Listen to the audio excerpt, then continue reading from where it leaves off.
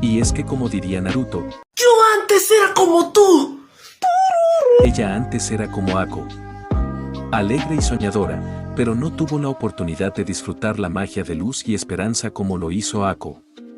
Ella siempre supo que en algún momento debería ser la cabeza de su familia y debía prepararse todo lo que pudiera para ese momento.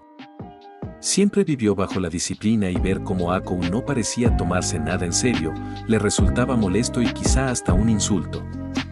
Posiblemente, esta sea la razón por la cual terminaron llevándose tan bien, de una forma u otra con Ako consiguió algo que en algún momento de su vida le fue negado. La magia que da luz y esperanza a quien la mira.